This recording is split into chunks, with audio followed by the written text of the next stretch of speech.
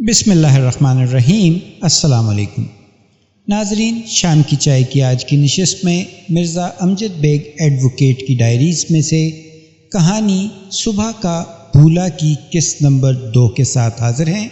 آئیے شروع کرتے ہیں۔ 1 بار 2 بار 3 بار اندر کہیں گھنٹی بج رہی تھی، مگر اس کا کوئی رد عمل ظاہر نہیں ہو رہا تھا۔ پھر مجھے خود ہی اپنی حماقت کا احساس ہو گیا۔ بنگلے کے گیٹ پر جھولتا ہوا تالا میرا منہ چڑھا رہا تھا، یعنی بنگلہ خالی تھا۔ یہاں جو کوئی بھی مقیم تھا وہ اس وقت بنگلے میں موجود نہیں تھا۔ میں نے بدقت تمام بہت منت خوشامد کے بعد جمی کو واپسی کے لیے تیار کیا، مگر اب میرے اندر ٹوٹ پھوٹ شروع ہو چکی تھی۔ آپ نے اس واقعے کا اپنے شوہر سے ذکر کیا تھا؟ وہ ایک ٹھنڈی سانس لے کر بولی، کیا تھا مگر کوئی خاص فائدہ نہیں ہوا۔ انہوں نے کیا جواب دیا تھا؟ حیات نے کہا تھا کہ ہمارا ٹیڈی یعنی پستہ کا جمی بہت شریر ہو گیا ہے، اسے کھلا چھوڑنا ٹھیک نہیں ہے، یہ اپنی آوارہ گردی میں کسی کو نقصان بھی پہنچا سکتا ہے، بلکہ میں اب اسے فاروقی صاحب کو ہی دے دوں گا۔ وہ کئی مرتبہ اسے مجھ سے مانگ چکے ہیں، وہ بھی اس طرح خوش ہو جائیں گے اور ہماری بھی جان ایسے بدتمیز جانور سے چھوٹ جائے گی۔ مجھے حیرت ہو رہی تھی کہ وہ جمی کو بدتمیز جانور کہہ رہے تھے، حالانکہ وہ اس کا بہت خیال رکھتے تھے۔ پھر انہوں نے واقعی جمی کو فاروقی صاحب کے حوالے کر دیا۔ میں نے اپنی رسٹ واچ پر نگاہ ڈالی۔ وہ جلدی سے بولی، میں جانتی ہوں بیگ صاحب، میں نے آپ کا بہت سا قیمتی وقت لے لیا ہے، مگر یہ سارا پس منظر ضروری تھا۔ اس سے واقفیت حاصل کیے بغیر آپ بطریق احسن میری مدد نہیں کر سکیں گے۔ چلیں ٹھیک ہے، میں نے کہا، اب جلدی سے یہ بھی بتا دیں کہ آپ مجھ سے کس قسم کی مدد چاہتی ہیں۔ میں چاہتی ہوں کہ آپ سونیا کا سراغ لگائیں، وہ ٹھوس لہجے میں بولی، اور اسے تلاش کرنے کے بعد اس کا کچھ بندوبست کریں کہ وہ حیات کا پیچھا چھوڑ دے۔ معاف کیجیے گا، ابھی تھوڑی دیر پہلے آپ نے بتایا ہے کہ سونیا کا بنگلہ آپ نے ڈھونڈ نکالا تھا۔ مجھے خاصی تاخیر ہو گئی تھی، وہ افسوسناک لہجے میں بولی۔ میں نے اس واقعے کے بعد بھی 2 مرتبہ ادھر کا رخ کیا تھا، مگر ابھی تک وہاں تالا پڑا ہوا ہے۔ مجھے لگتا ہے کہ حیات نے بہت پہلے ہی سونیا کو کہیں اور شفٹ کر دیا تھا۔ یعنی آپ یہ کہنا چاہتی ہیں کہ اب آپ کا شک یقین میں بدل چکا ہے کہ سونیا اور حیات کے درمیان واقعی کوئی چکر تھا، اور ہو نہ ہو انہوں نے شادی بھی کر لی ہو۔ وہ بولی، میرا شک یقین میں تو بدل چکا ہے، مگر اپنے یقین کو ثابت کرنے کے لیے میرے پاس کوئی دلیل نہیں ہے۔ اس سلسلے میں آپ سے تعاون چاہتی ہوں۔ میں وکیل ہوں جنت صاحبہ، میں نے ایک لفظ پر زور دیتے ہوئے کہا، کوئی پرائیویٹ سراغ رساں نہیں ہوں۔ وہ کچھ دیر سوچنے کے بعد پرخیال انداز میں بولی، ٹھیک ہے، آپ وکالت کریں، سونیا کا سراغ میں کسی اور ذریعے سے لگوا لوں گی۔ اس کمینی کو دفع دور کرنے کے سلسلے میں تو آپ میری مدد کریں گے نا؟ ہاں، آپ کی یہ بات معقول ہے، میں نے اسبات میں جواب دیا۔ میں اس سلسلے میں حیات کو آپ کی طرف سے ایک قانونی نوٹس بھیج سکتا ہوں، لیکن یہ بھی اس صورت میں کہ آپ سونیا اور حیات کے بیچ قابل اعتراض تعلقات کو ثابت کر سکتی ہوں۔ یہی تو میں چاہتی نہیں ہوں۔ پھر آپ کیا چاہتی ہیں؟ وہ ٹھہرے ہوئے لہجے میں بولی، میں حیات کو اس سلسلے میں ٹچ نہیں کرنا چاہتی۔ آپ کو جو کچھ بھی کرنا ہے سونیا کے ساتھ کرنا ہے۔ اس کی وجہ جان سکتا ہوں؟ وہ میری اس حرکت سے بھڑک بھی سکتا ہے، وہ رسان سے بولی، کیونکہ آپ کا ارسال کردہ نوٹس ظاہر ہے کہ میری طرف سے ہی ہوگا، لہٰذا اس کا رد عمل میرے لیے نقصان دہ بھی ثابت ہو سکتا ہے۔ بہرحال آپ کو رسک تو لینا ہی پڑے گا۔ میں حیات کی طرف سے کوئی رسک نہیں لے سکتی، میں نے سمجھانے والے انداز میں کہا۔ آپ خواہ خوف زدہ ہو رہی ہیں۔ آپ نے بتایا ہے کہ حیات آپ سے بے پناہ محبت کرتا ہے، ظاہر ہے وہ آپ کو نقصان پہنچانے کے بارے میں سوچ بھی نہیں سکتا ہوگا۔ نوٹس سے وہ محتاط ہو جائے گا اور ممکن ہے راہ راست پر بھی آ جائے، اور اگر نتیجہ اس کے برعکس نکلا تو؟ آپ کے ذہن میں کیا ہے؟ میں نے اس کے سوال کا جواب دینے کی بجائے الٹا سوال کر دیا۔ وہ بولی، وہ غصے میں آ کر مجھے طلاق بھی دے سکتا ہے، یا کم از کم مجھ سے علیحدگی اختیار کر سکتا ہے۔ مرزاد کا کیا بھروسہ، وہ کس وقت کون سا قدم اٹھا لے، کچھ کہا نہیں جا سکتا۔ پھر اس نے مسکراتے ہوئے کہا، ڈونٹ مائنڈ بیگ صاحب، آپ بھی مرد ہیں، میری بات کا غلط مطلب نہ نکال لیجئے گا۔ آئی ڈونٹ کیئر، میں نے شانے اچکا کر مسکراتے ہوئے کہا، مگر ایک بات میری سمجھ میں نہیں آئی۔ اس نے سوالیہ نظروں سے میری جانب دیکھا۔ میں نے پوچھا، آپ کے بیان کے مطابق آپ کی شادی کو کم و بیش 8 سال کا عرصہ گزر چکا ہے۔ آپ یہ بھی کہتی ہیں کہ حیات آپ سے بہت محبت کرتا ہے، پھر اس کی ذات پر بھروسہ نہ کرنے کی وجہ سمجھنے سے قاصر ہوں۔ آپ کو یہ اندیشہ کیوں ہے کہ وہ آپ سے علیحدگی اختیار کر لے گا یا آپ کو طلاق دے دے گا؟ اس نے عجیب سے لہجے میں سوال کیا۔ کیا آپ اس بات کی گارنٹی دے سکتے ہیں کہ وہ ایسا کچھ نہیں کرے گا؟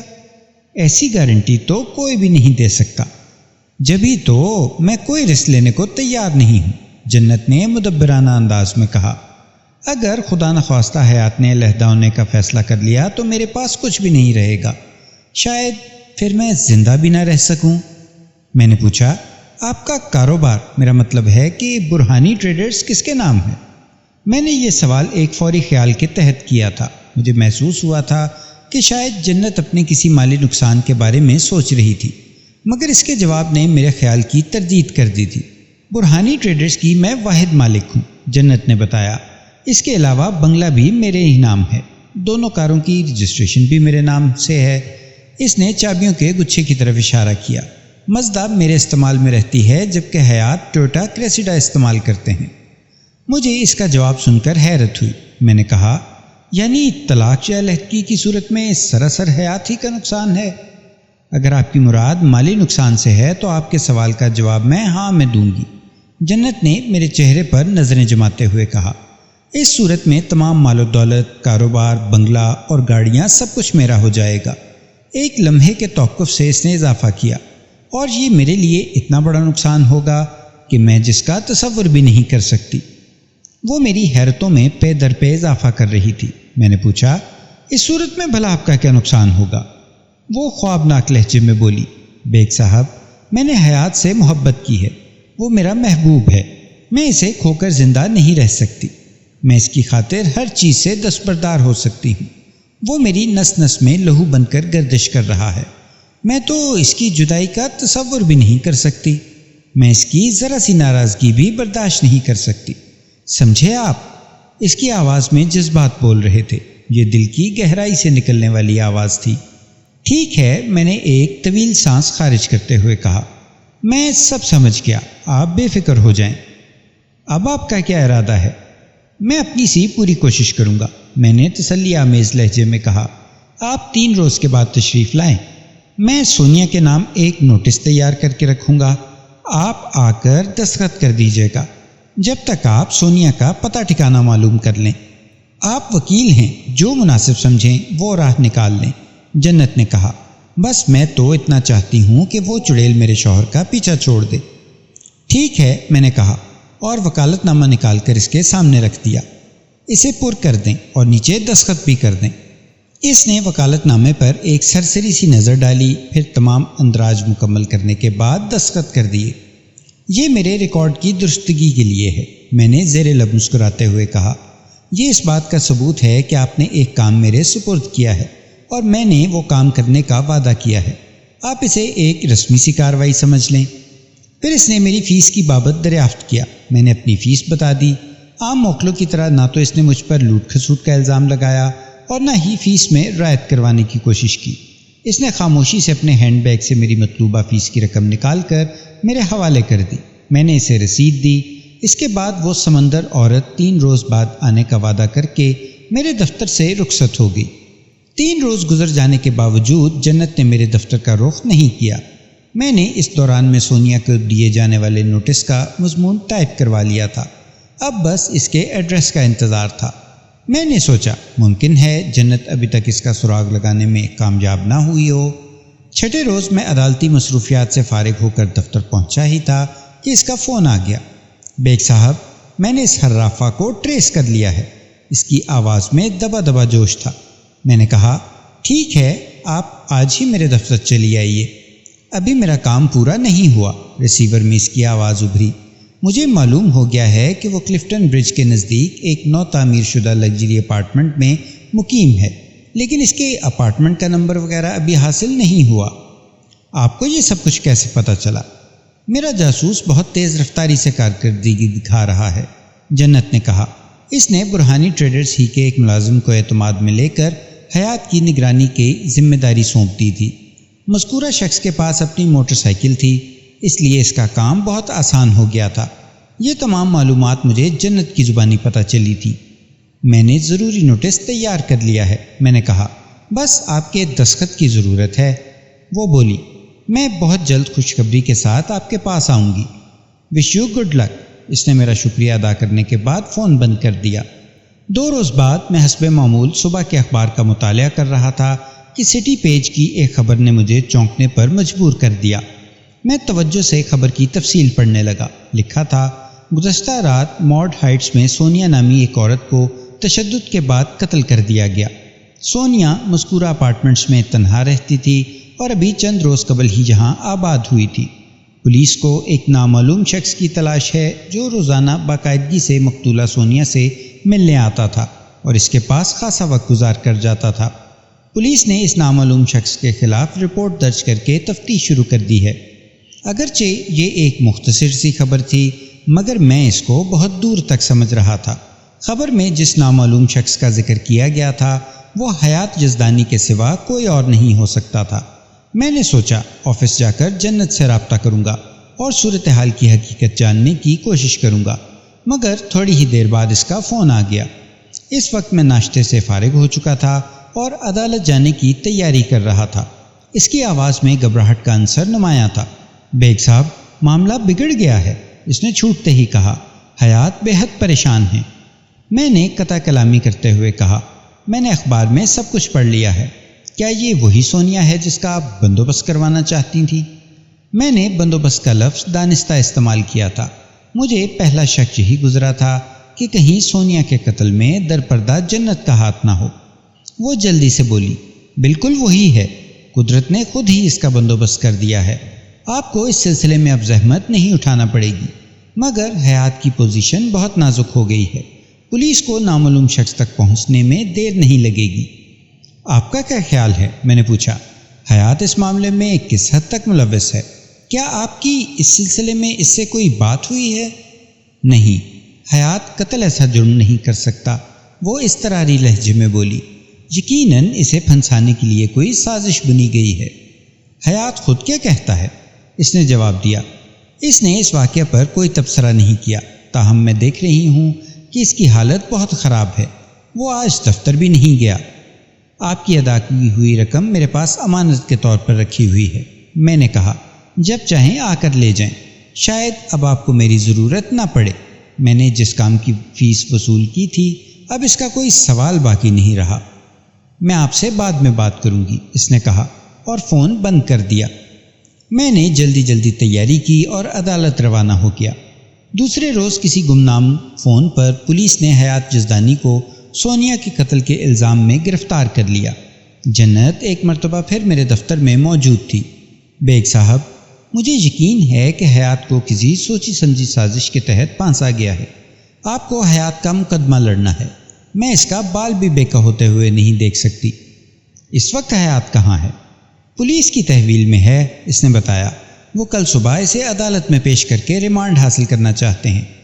دیکھیں جنت صاحبہ، میں نے 2 ٹوک لہجے میں کہا، میں یہ کیس لوں گا یا نہیں، اس بات کا فیصلہ تو میں حیات سے ملنے کے بعد ہی کروں گا۔ اس نے مجھے متعلقہ تھانے کا نام بتایا، پھر کہا، آپ ابھی اس سے مل لیں۔ میں نے گھڑی میں وقت دیکھا، 4:30 بجے تھے۔ میں نے تسلی آمیز لہجے میں جنت سے کہا، آپ اطمینان سے گھر جائیں، میں دفتر سے اٹھنے کے بعد تھانے جا کر حیات سے مل لوں گا۔ وہ امید افزا نظروں سے میری جانب دیکھتے ہوئے رخصت ہو گئی۔ حیات یزدانی سے ملاقات کے لیے مجھے مخصوص ہتھ کنڈے استعمال کرنے پڑے تھے جو اس قسم کے معاملات میں میرے آزمودہ تھے۔ حیات سے مجھے جو تفصیلات حاصل ہوئیں وہ حیرت انگیز ہونے کے ساتھ ساتھ انتہائی دلچسپ بھی تھی۔ میں مختصر طور پر انہیں آپ کی خدمت میں پیش کرتا ہوں۔ 6 ماہ قبل حیات یزدانی سونیا سے شادی کر چکا تھا۔ دفتر سے برخاست کرنے کے بعد حیات مسلسل سونیا سے ملتا رہا تھا۔ وہ دونوں شادی کے لیے ذہنی طور پر تیار تھے، مگر سونیا نے ایک ایسا مطالبہ کر دیا تھا جس سے لالچ کی بو آتی تھی۔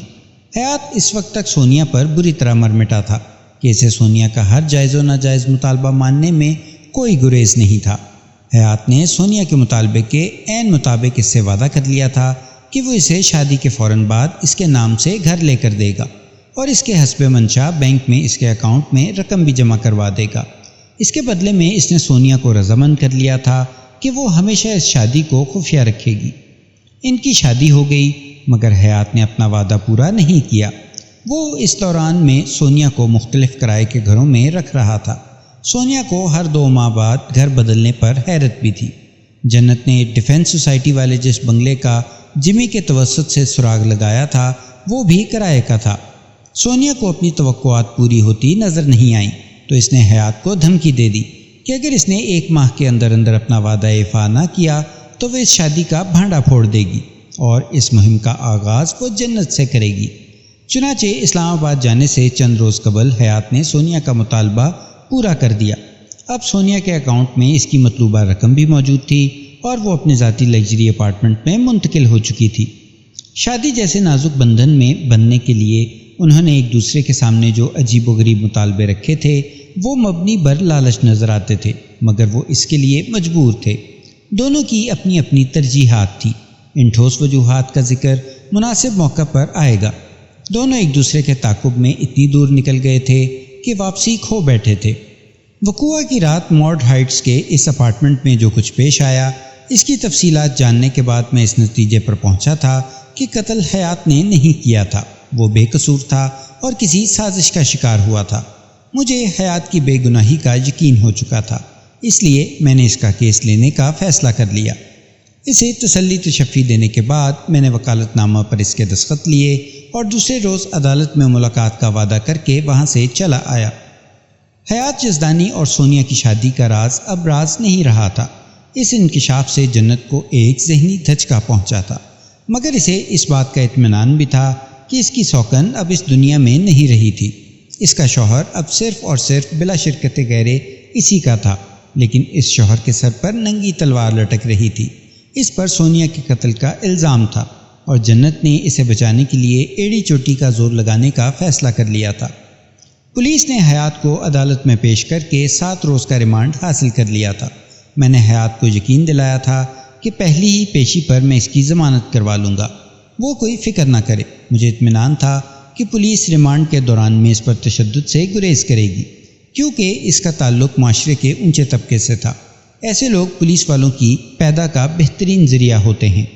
میں ایک بات بتانا آپ کو بھول گیا کہ پوسٹ مارٹم کی رپورٹ میں مقتولہ کی موت کا وقت 9 بجے سے 10 بجے شب تک بتایا گیا تھا۔ اسے موت کے گھاٹ اتارنے سے پہلے جنسی تشدد کا نشانہ بنایا گیا تھا۔ بعد ازاں اس کے سینے میں ریوالور کے 2 فائر کر کے اسے ابدی نیند سلا دیا گیا تھا۔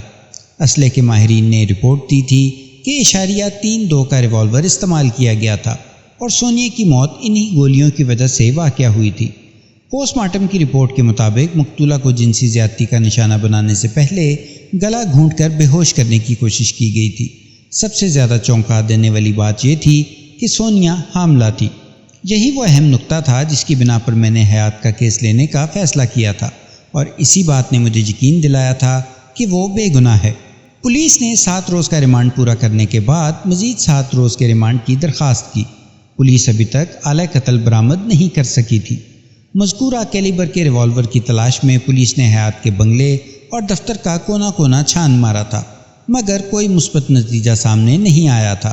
تاہم بنگلے سے پولیس کو حیات کا ذاتی لائسنس یافتہ ریوالور مل گیا تھا، مگر یہ .25 کا ریوالور تھا، جبکہ مقتولہ کے جسم سے برآمد ہونے والی گولیاں .32 کے ریوالور سے چلائی گئی تھیں۔ مقدمے کی کارروائی شروع ہوئی تو میں نے جج کے سامنے درخواست ضمانت پیش کر دی، پھر اپنی جگہ پر آ کر بیٹھ گیا۔ سرکاری وکیل نے اٹھ کر کہا، یور آنر، پولیس نے ابھی تک چالان پیش نہیں کیا، ابھی اس مقدمے کی تفتیش مکمل نہیں ہوئی، آلہ قتل برآمد ہونا باقی ہے۔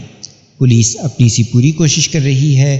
ملزم ایک بااثر شخص ہے اور گواہوں پر اثر انداز ہو سکتا ہے، اس لیے پولیس کی تفتیش مکمل ہونے سے پہلے ملزم کی درخواست ضمانت منظور کرنا قانونی تقاضوں کے منافی ہے۔ جناب عالی، میں نے اپنی جگہ سے اٹھ کر کہا، قانونی تقاضے انصاف کے تقاضے سے باہر نہیں ہو سکتے، اور انصاف کا تقاضا یہ ہے کہ میرے موکل کی درخواست ضمانت ضرور منظور کی جائے۔ ایک لمحے کے توقف سے میں نے سلسلہ کلام جاری رکھتے ہوئے کہا، یور آنر، میرے موکل کی گرفتاری سراسر بدنیتی اور سازش پر مبنی ہے۔ میرا موکل بے گناہ ہے اور اس کا مقتولہ سونیا یعنی اپنی بیوی کے قتل میں کوئی ہاتھ نہیں ہے۔ اس بات کا فیصلہ کرنا عدالت کا کام ہے کہ ملزم کے خلاف کوئی سازش کی گئی ہے یا اس نے سوچی سمجھی سازش کے تحت اپنی بیوی کو ٹھکانے لگایا ہے۔ پولیس کے پاس ایسے گواہ موجود ہیں جن کا بیان ملزم کو مجرم ثابت کرنے کے لیے کافی ہے۔ جناب عالی، پولیس کے پاس ملزم کی گرفتاری کا اس کے سوا اور کوئی جواز نہیں ہے کہ انہیں ایک گمنام ٹیلی فون کال موصول ہوئی تھی۔ ٹیلی فون کرنے والے شخص نے بتایا تھا کہ مقتولہ سے ملنے آنے والا شخص حیات یزدانی تھا، جو باقاعدہ روزانہ اس کے پاس آتا تھا۔ اس وقت تک کسی کو معلوم نہیں تھا کہ سونیا اور حیات میاں بیوی تھے۔ یہ بات بھی اس گمنام شخص نے پولیس تک پہنچائی تھی۔ میں نے چند لمحے توقف سے اپنی بات جاری رکھی۔ یور آنر، اصولی طور پر تو یہ ہوتا ہے کہ جب پولیس کو اس قسم کی اطلاعات موصول ہوتی ہیں تو وہ آنکھ بند کر کے ان پر یقین نہیں کر لیتی، بلکہ پہلے تصدیق کی جاتی ہے کہ اطلاع فراہم کرنے والا شخص معتبر بھی ہے یا نہیں۔ اس کے بعد کوئی عملی قدم اٹھایا جاتا ہے، مگر اس کیس میں ایسی کوئی احتیاط ملحوظ خاطر نہیں رکھی گئی۔ اس کے علاوہ میرے فاضل دوست نے جن گواہوں کا ذکر کیا ہے، ان کے بیانات کا پول تو جرا کے دوران میں ہی بخوبی کھل سکے گا۔ مجھے یقین ہے کہ ان کا جھوٹ میری جرا کے سامنا نہیں کر سکے گا۔ وکیل سرکار نے کہا، جناب عالی، ملزم کی گرفتاری کی بنیاد محض گمنام ٹیلی فون کال نہیں ہے، بلکہ پولیس کے پاس اور بھی بہت سے ثبوت ہیں۔ یور آنر، میں نے جج کو مخاطب کرتے ہوئے کہا، میری فاضل عدالت سے درخواست ہے کہ وکیل استغاثہ کو وہ ثبوت پیش کرنے کی ہدایت کی جائے۔ جج نے سوالیہ نظروں سے سرکاری وکیل کی جانب دیکھا۔ وہ جلدی سے بولا، جناب عالی، ابھی ان شواہد کا ذکر مناسب نہیں ہے، کیونکہ پولیس کی تفتیش ابھی جاری ہے، اس میں کوئی رکاوٹ پیدا ہو سکتی ہے۔ میں نے کہا، جناب عالی، میرا موکل اس شہر کا ایک معزز بزنس مین ہے، ملک اور ملک سے باہر اس کا کروڑوں کا کاروبار پھیلا ہوا ہے۔ اس کیس میں گرفتاری کی وجہ سے اس کی نیک نامی متاثر ہو رہی ہے۔ اس پر جو گھنونا الزام لگایا گیا ہے وہ اس کی کاروباری ساکھ تباہ کر رہا ہے۔ میرا موکل نہ تو پولیس کی تفتیش میں رکاوٹ بن سکتا ہے اور نہ ہی کسی طرح استغاثہ کے گواہان پر اثر انداز ہو سکتا ہے، لہٰذا معزز عدالت سے میری استدعا ہے کہ وہ ملزم حیات یزدانی کو ضمانت پر ذاتی متعلقے پر رہا کر دے۔ That's all your honour. وکیل استغاثہ نے ایک مرتبہ پھر ضمانت رکوانے کی کوشش کی۔ وہ خاصی دیر تک ایک ہی بات کو مختلف انداز میں بیان کرتا رہا۔ جج چند لمحوں تک اس کی تقریر سنتا رہا۔ وکیل استغاثہ کے دلائل ختم ہوئے تو جج نے کہا، یہ سب کچھ تو آپ پہلے بھی کہہ چکے ہیں۔ جناب عالی، وکیل سرکار نے کہا، پولیس کی تفتیش ابھی جاری ہے، بہت سی باتیں قبل از وقت نہیں کہی جا سکتی۔ جب اس مقدمے کی باقاعدہ سماعت شروع ہوگی تو میں وہ اہم نکات سامنے لاؤں گا۔ فی الحال میری معزز عدالت سے پرزور درخواست ہے کہ یہ ایک قتل کا کیس ہے اور قتل بھی بہیمانہ، اس لیے ملزم کی ضمانت منظور کرنا انصاف کے تقاضوں کے منافی ہوگا، جبکہ مقتولہ کو قتل کرنے سے پہلے جنسی تشدد۔ میں نے فوراً ہی اس کی بات کاٹ دی۔ یور آنر، جس طرح پولیس نے یہ فرض کر لیا کہ میرے موکل نے اپنی بیوی کو قتل کیا ہے، اسی طرح وہ مقتولہ سے ہونے والی زیادتی کو بھی میرے موکل کے کھاتے میں ڈالنے کی کوشش کر رہے ہیں، جبکہ حقیقت اس کے برعکس ہے۔ ملزم حیات یزدانی کو ایک سوچی سمجھی سازش کے تحت پھانسنے کی بھرپور کوشش کی گئی ہے۔ میں وقت آنے پر موکل کی بے گناہی کو ثابت کر دوں گا۔ ویسے بھی ابھی کوئی بات ثابت نہیں ہوئی، اس لیے میرے موکل کی ضمانت منظور ہونے میں کوئی رکاوٹ نہیں ہونا چاہیے۔ جو بات ابھی تک ثابت نہیں ہوئی وہ جرا کے دوران میں ثابت ہو جائے گی۔ وکیل سرکار نے میرے موکل کی ضمانت رکوانے کی آخری کوشش کرتے ہوئے کہا، ملزم حیات یزدانی خطرناک قاتل۔ آپ پرانی باتیں ہی دہراتے رہیں گے یا کوئی نئی بات بھی کریں گے؟ جج نے ذرا سخت لہجے میں کہا، پھر 50,000 کے ذاتی مچلکے پر حیات کی رہائی کا حکم صادر کر دیا۔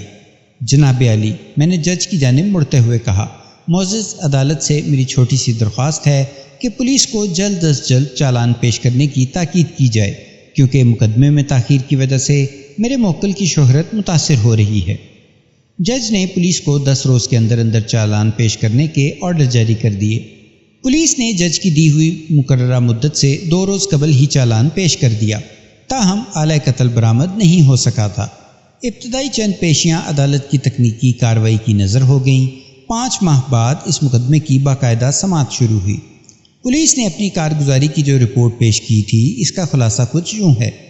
ماڈ ہائٹس میں سونیا کو آئے ہوئے کچھ زیادہ عرصہ نہیں ہوا تھا، لیکن اس کے باوجود دائیں بائیں کے لوگ اس میں دلچسپی لینے لگے تھے۔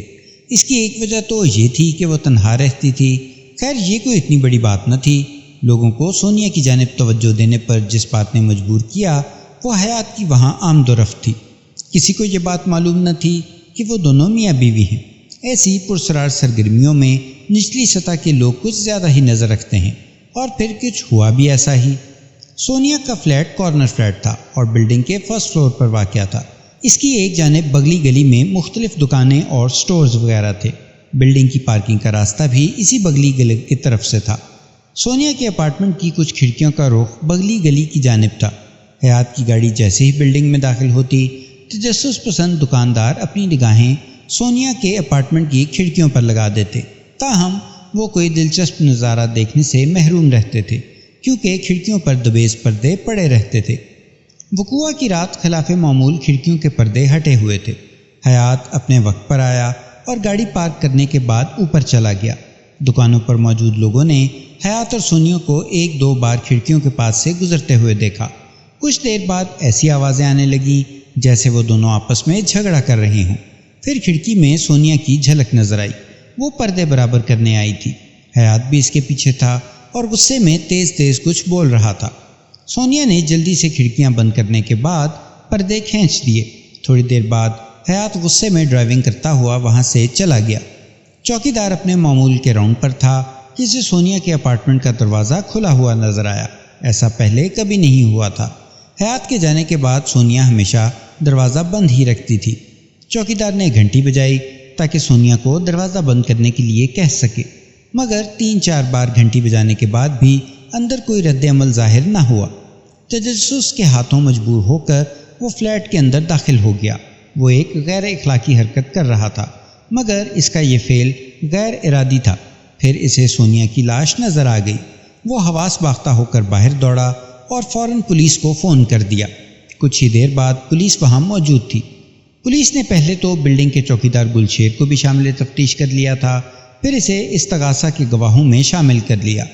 گلشیر کے بیان اور گمنام ٹیلی فون کے بعد پولیس نے سونیا کے قتل کے الزام میں حیات جزدانی کو گرفتار کر لیا۔ دکانداروں سے پوچھ گچھ کے بعد تو پولیس کو یقین ہو گیا کہ قاتل حیات جزدانی ہی تھا۔ تو ناظرین، یہ تھی آج کی قسط۔ امید ہے یہ دلچسپ کہانی آپ کو پسند آئی ہوگی۔ انشاءاللہ ملتے ہیں اس کی اگلی قسط کے ساتھ۔ اپنا بہت سا خیال رکھیے۔ اللہ نگہبان۔